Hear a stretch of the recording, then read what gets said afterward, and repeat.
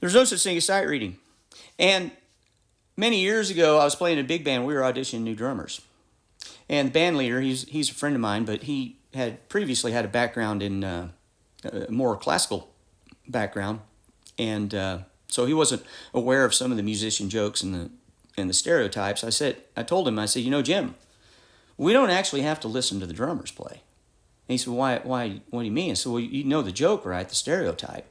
All we have to do is count how many trips to the car the guy has to make to get his set in. If he can't get his set in one trip, he's probably going to suck. And we laugh, ha ha ha. That's the joke. Of course, that's not true. You can be a good drummer and play on a big set. You can be a bad drummer playing a small set. But these kind of stereotypes, they happen enough of the time that they're noticeable. That's why they're funny. And so when these stereotypes exist, you can turn it to your advantage by not becoming an example, by not reinforcing that stereotype yourself. And so the first guy comes in to audition, and he actually asks us to open the building an hour and a half early so that he has time to set up. And he brings a friend with him to help him. He has his own roadie. And he had his own pallet jack. And so he takes like 6 trips back and forth from his truck just to unload his equipment. And we're watching this and we're going, uh-oh, this can't be good. And, still it was kind of a joke, but this guy obviously hadn't heard it because he had become an example of it himself. And he had a double bass drum, and he had rototoms, and he had about 20 different cymbals. Part of his set was electronic, so he had to set up his sound equipment too. He had this table full of about 20 different types of sticks and mallets. And it looked like Neil Peart sitting back there getting ready to play stock Glenn Miller charts with a society dance band. And it wasn't even a gig. This was like a 1-hour rehearsal in a band hall.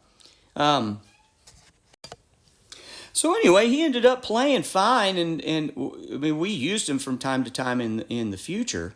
But when he was auditioning, he was not only having to try to play well, but he was trying to also he had to deal with the confirmation bias because he kind of became an example of this joke. Now the next guy that came in, his name's Paul, and I still play with Paul from time to time.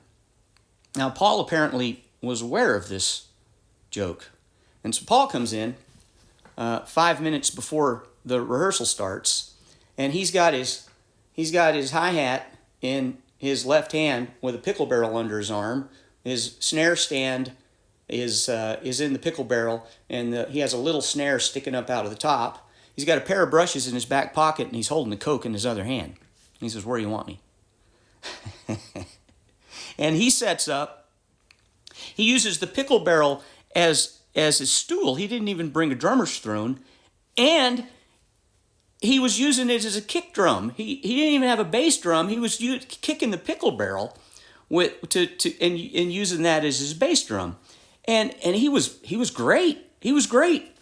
Now, when we played with him later, he had a bigger set, but the message he was sending is out. I don't need a big set. I don't need it. And I played some combo gigs with him later where he didn't even, all he brought was sticks, and he was playing things he found around in the room. So what he did is his awareness of the stereotype allowed him to use it as an advantage, because when we saw him come in with this tiny set, it's like, well, this guy is the opposite of the stereotype. He's probably going to be very good. So he had us on his side before he even began to play. So these kind of stereotypes, they might not be fair and you can be outraged against them, but if you're aware of them, you can also use them to your advantage by quickly setting yourself apart from the negative stereotype. For example, if you're a clarinet player or saxophone player, and you don't want to sit down in the section, the first thing you start doing is complaining about your reed. People are going to go, "Oh, well, there it is. It's always a reed's fault." Saxophone players have a reputation when they play clarinet to blow it flat. My band leader, when he introduces me, he'll say, Dooley plays the clarinet for us, but he doesn't blow it flat like most saxophone players. You know, he always adds that on there. Nothing about my technique or my style or my phrasing or anything. It's always okay, well, he must be good. Saxophone players have a reputation for using the wrong F sharp fingering when they play the flute. My wife's a professional flute player. When she talks about me to her friends, she'll say, well, Dooley's a saxophone player, but he plays the flute too, but he's a good flute player. He uses the right F sharp fingering. Like that one little thing, right? No comment about my tone or my technique or my reading ability, anything. Just that one thing. Oh, okay, well, he uses the right F sharp fingering. Must be good. I know many private music teachers who are not particularly good teachers, but they work all the time and they're very successful just because they show up. Private music teachers have a reputation for being late, not showing up. If you show up, you're probably going to do good. How do you make a trumpet sound like a French horn? Put your hand in the bell and crack a lot of notes. French horn player, you probably want to try not to crack any notes. It'll set you apart in other people's minds.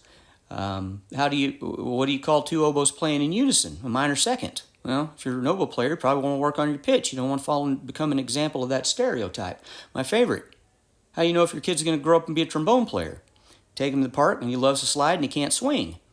Well, you don't want to become an example of the stereotype. You can use these as to your advantage by not reinforcing it with your own actions. My name is Mark Dooley. I've been a private music teacher for 36 years, focused on practical theory and music literacy. If you'd like to hear more, follow me. If you'd like lessons, contact me. If you can learn how to read words, you can learn how to read music.